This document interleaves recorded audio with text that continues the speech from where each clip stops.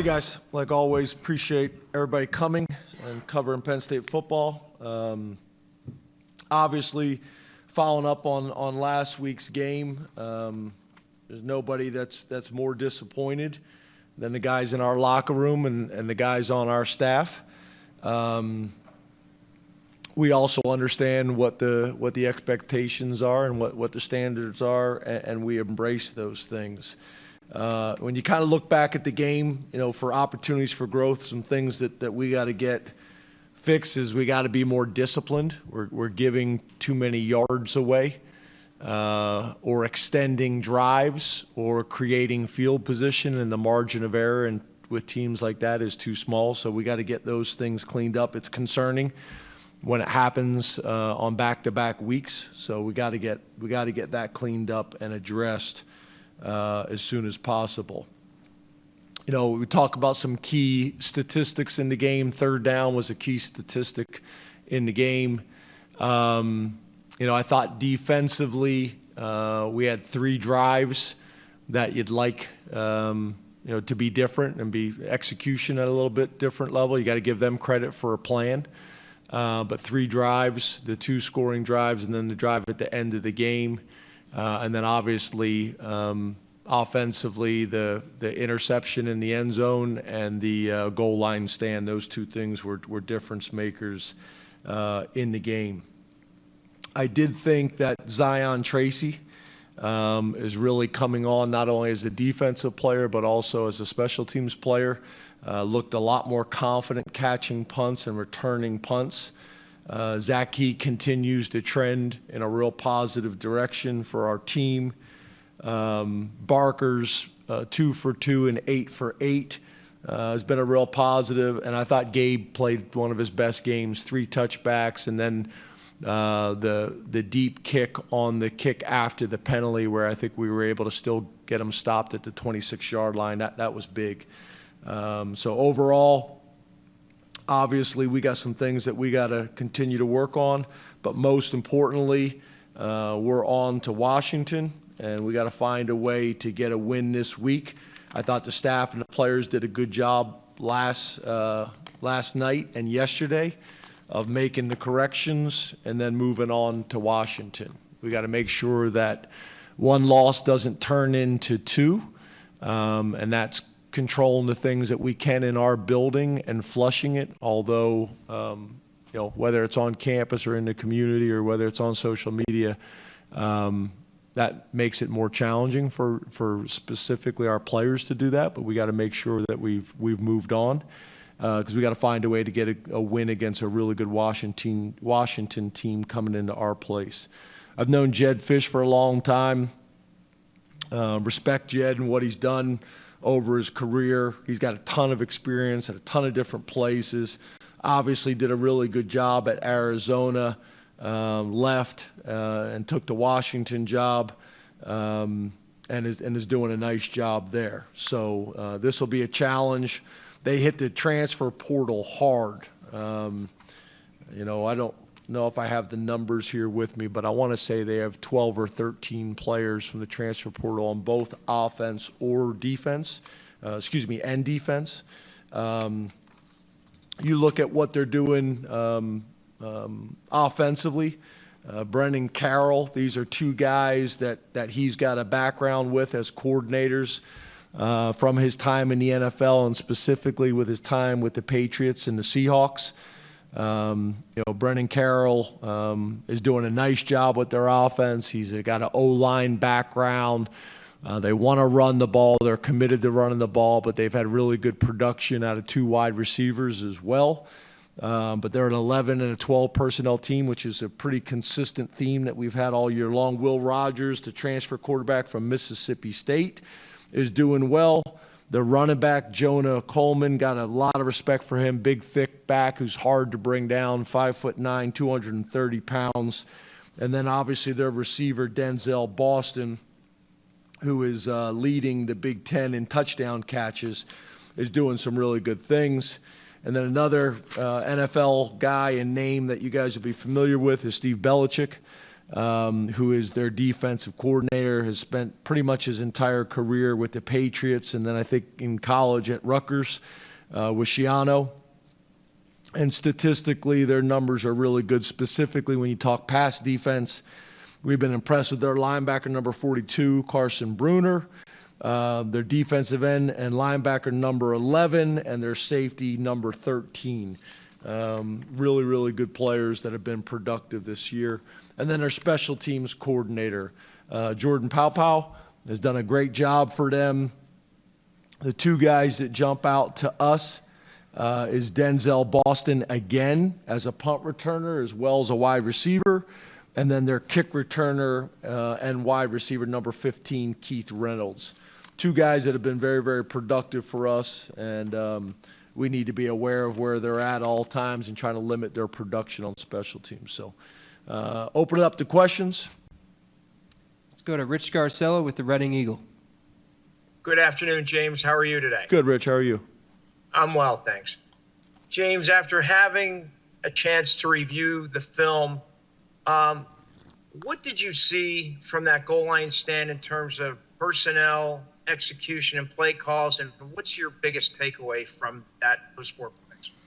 Well, I think first of all, obviously we didn't get movement.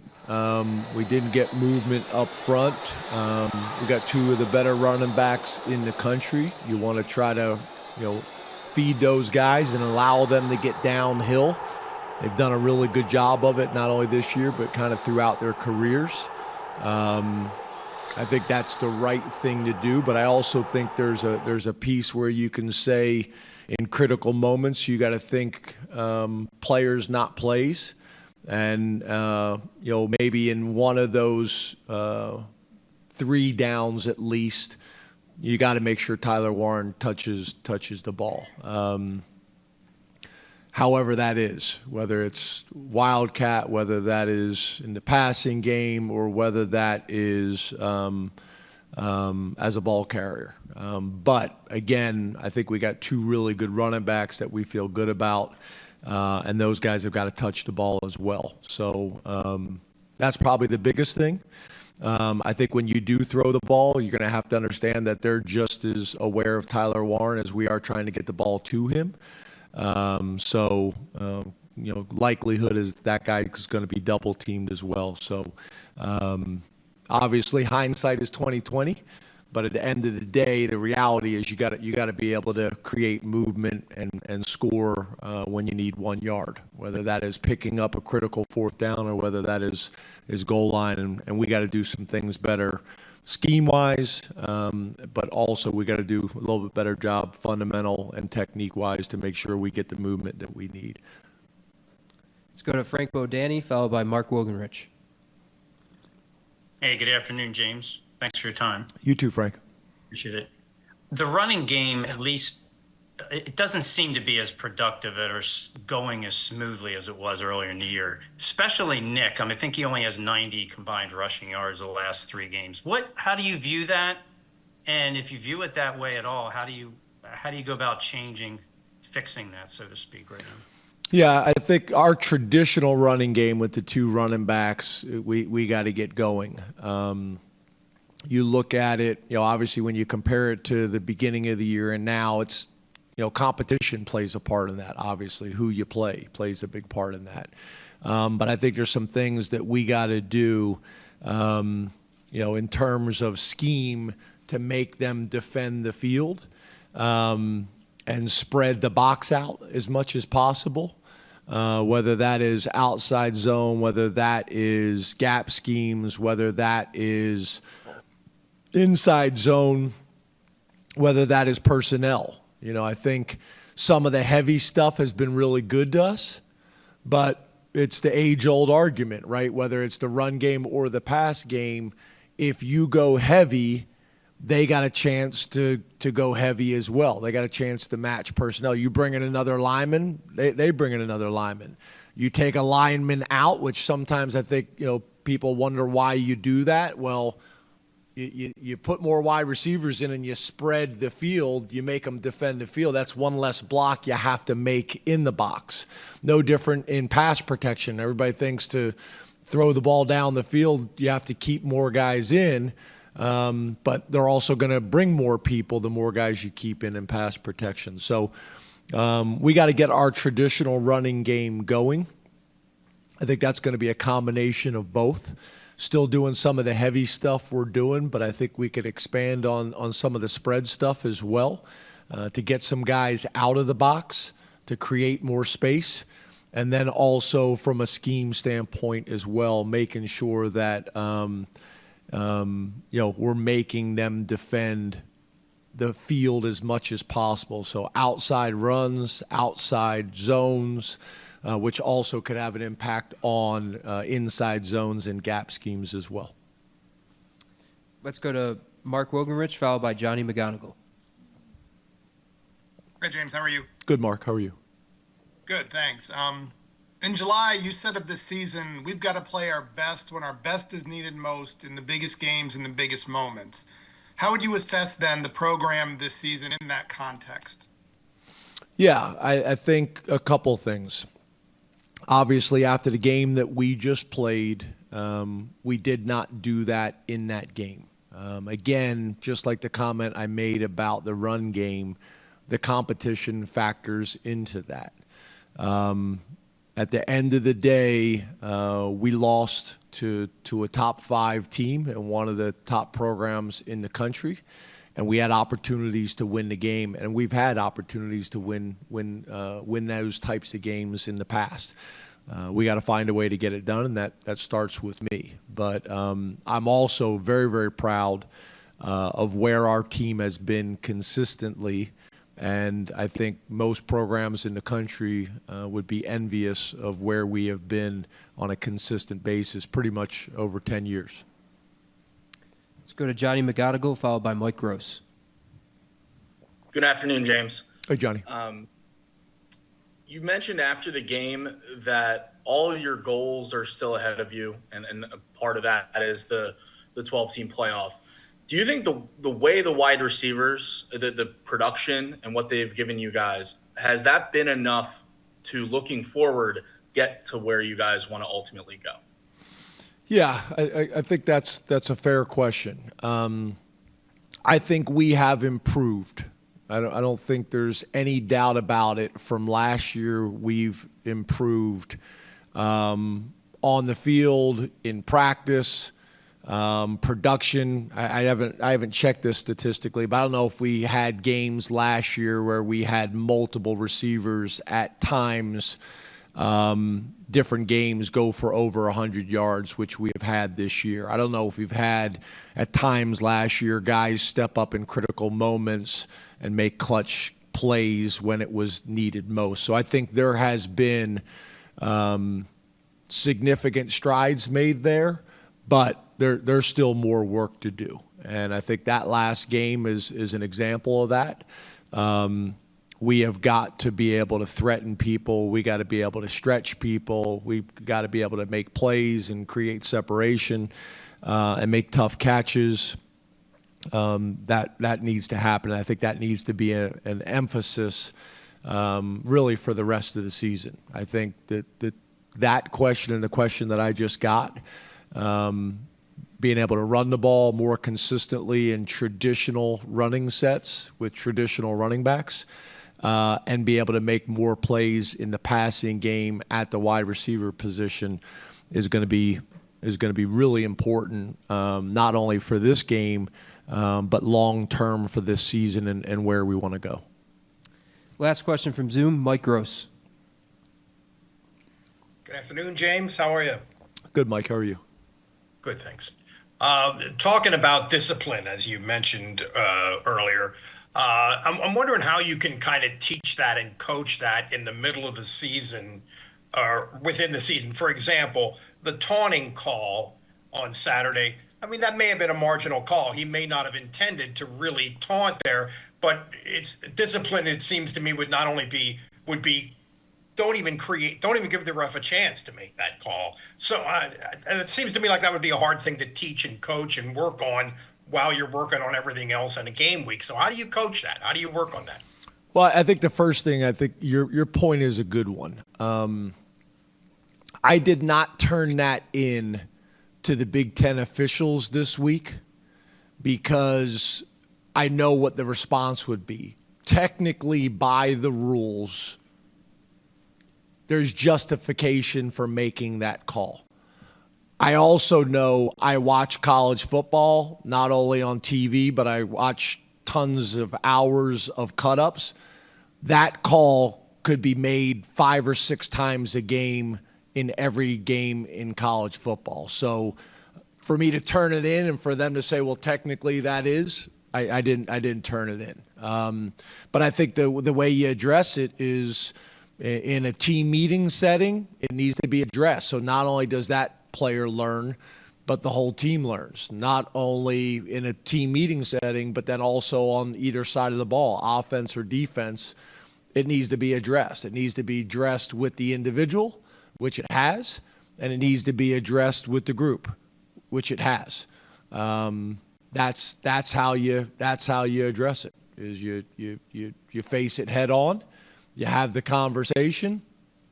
Where I think it's concerning is if it happens in back-to-back weeks. That's concerning. Where you feel like you've addressed something and it happens again. We'll go to questions in the room. Over here, Mark.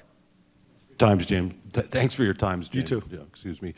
James, after going back and looking at the tape, what is your take on the defense's performance on that last drive by Ohio State and the way that they were kind of able to move the ball? Yeah, the last drive was concerning, right? Starting with the quarterback sneak for 4 yards. Obviously, we needed to score in that goal line drive. But you could also make the case that them having the ball at the 1 yard line, getting a safety, puts us in an unbelievable situation now to go win the game.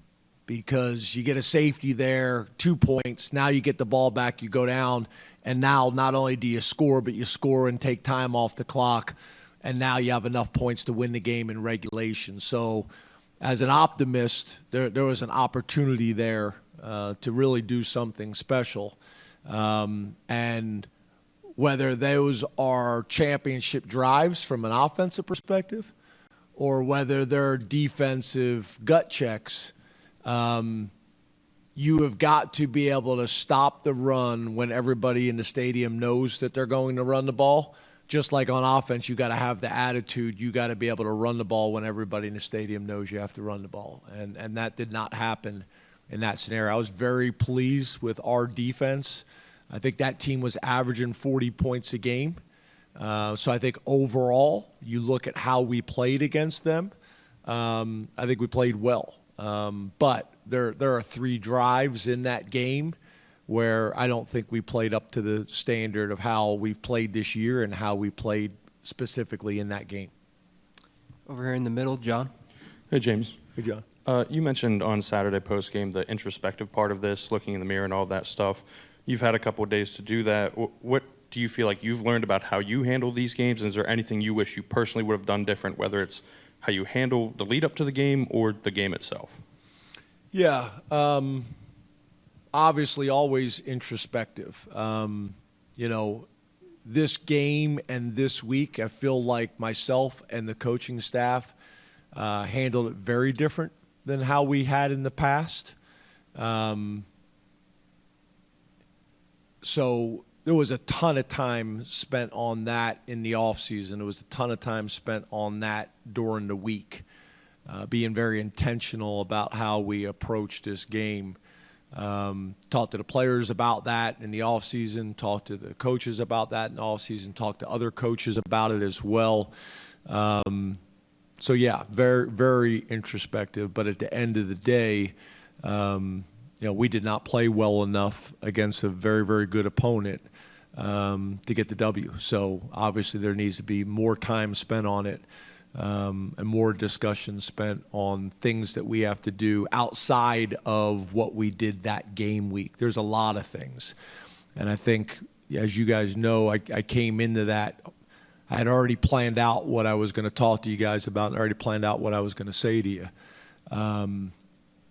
And there's a lot of things that go into it. So there's nothing more than I wanted to do is walk into that press conference and after the game talk about why that game was different and also where we were headed.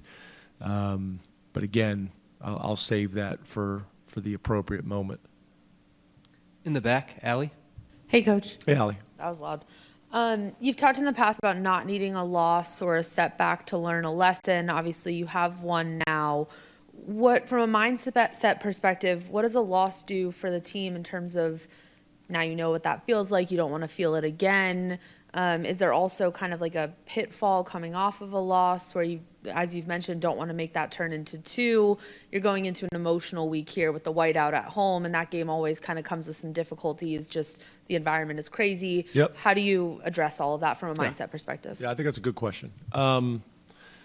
I think a couple things, right? I think the first thing is I have read and seen other programs that felt like they were loose, they were not dotting the I's, crossing the T's, they were able to get away with things from a talent standpoint, and then after a loss, it was, hey, no more being late to meetings, no more doing this, no more doing that. That's not our issue. We run a tight ship.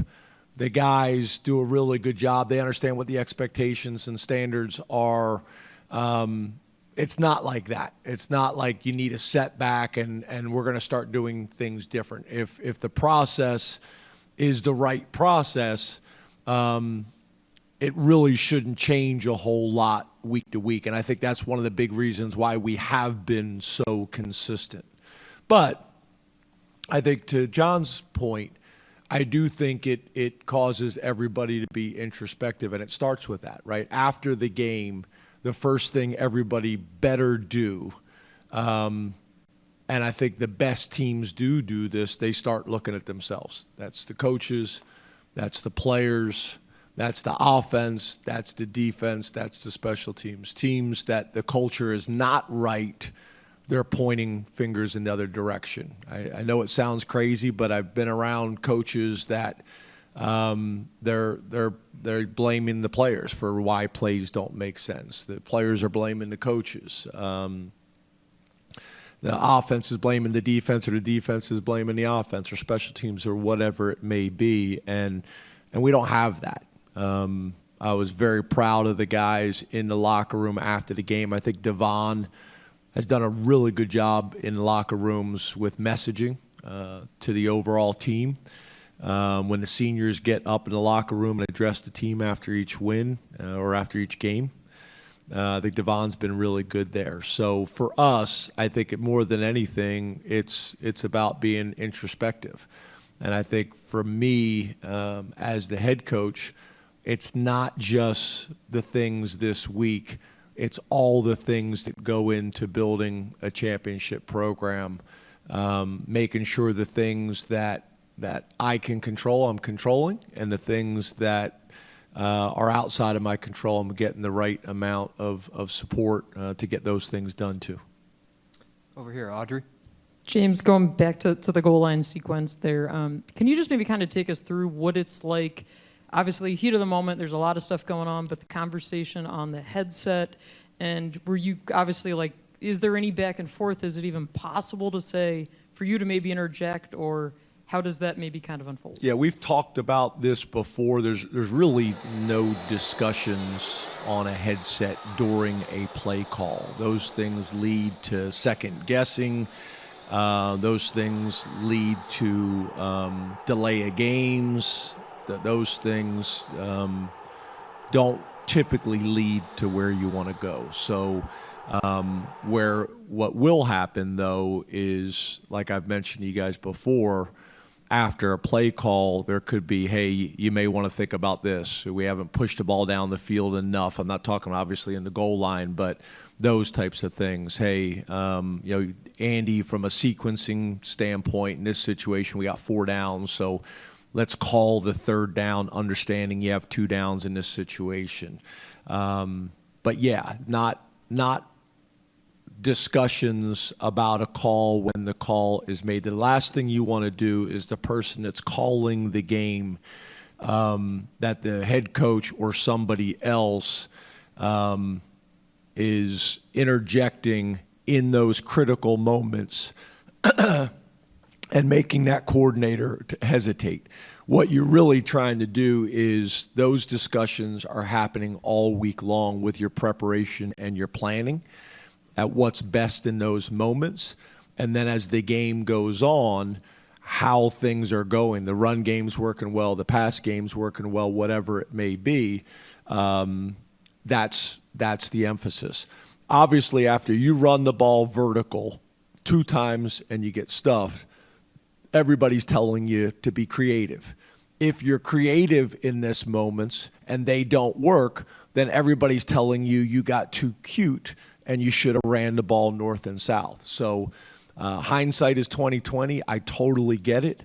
At the end of the day, you could make a lot of arguments. Could we have been more creative? Could we have got the ball into Tyler Warren's hands in that moment? From a technique and fundamental standpoint, could we have gotten more push? All those things. The reality is, back to when we won a big game in the Big Ten championship game on 4th and 1. We made a stop on a 4th and 1 to win a game. The team we were playing didn't pick it up. There was the difference in the game. And the reality is you got to be able to get a yard when you want to get a yard. I don't know if it's necessarily about the play call. Play calls matter and count. Don't misinterpret what I'm saying. But at the end of the day, you got to be able to get a yard from a mentality standpoint, from a fundamental standpoint, from a schematic standpoint. And all those things come into place there. But I've also been a part. You're creative on first down. You're creative on second down. You throw it on third down, and then everybody says you got too cute. So at the end of the day, we didn't get the ball in the end zone. And when that happens, you're going to be second-guessed and you're going to be critiqued. And I get it. In the front, Neil. James, the altercation with the fan, or the interaction with the fan, is that regrettable? And also, if you could, the last minute of the first half, you let 20 seconds or so go by, but you still ended up down there. Did that play out the way you wanted it to? Yeah. At the end of the day, you want to make sure that you can get all your plays run. The timeouts give us the ability and the flexibility to do that.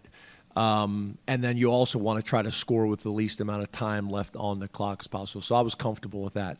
The interaction, yeah, I'm really good with it.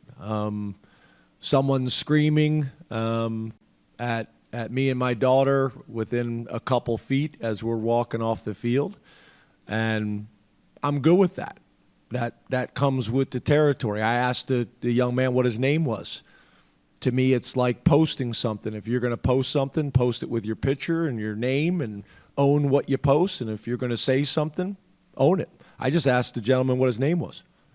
Started stuttering, backed up, and didn't say his name. So critiques and opinions come.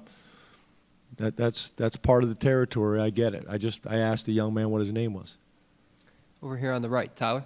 Hi, James. A variety of your veteran players in postgame told us that they were aiming to earn an opportunity to play Ohio State again this season. I'd like to follow up on that with kind of 2 angles for you.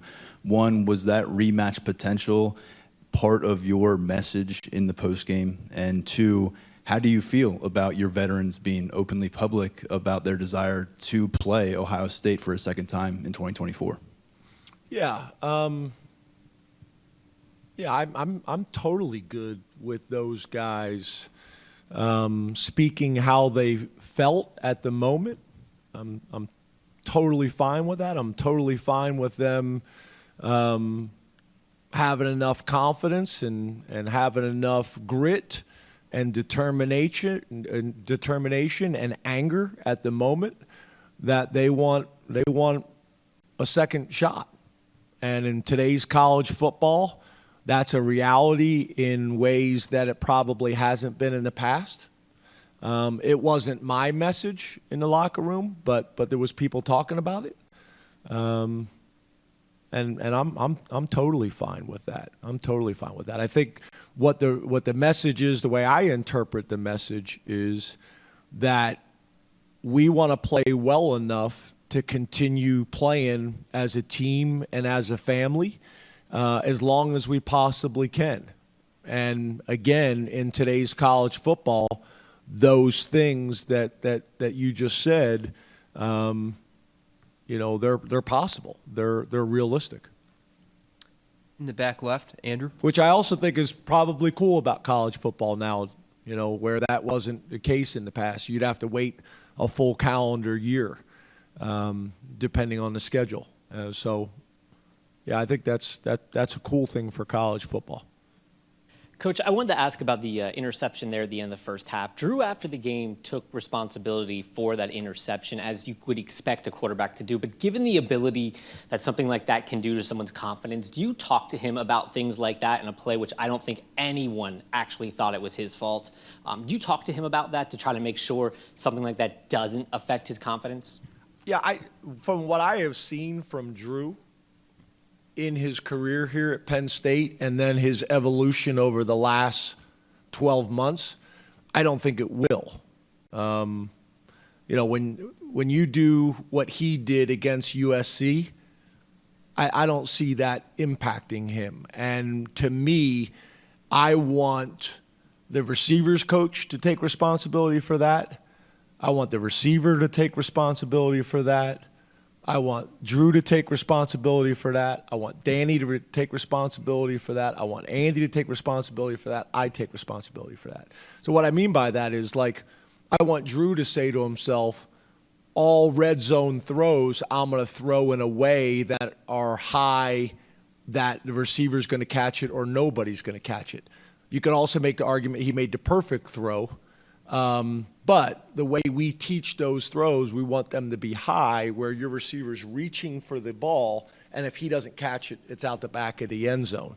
But the reality is I want my receiver and my receivers coach to take total responsibility for it. And I think if everybody approaches it that way, then that's a healthy way to approach it. Then the coaches look, did we put the player in that position enough time in practice? The quarterback, the receiver, did we put those guys in that position enough times that they have the fundamentals, the technique, the confidence to make that play at that moment?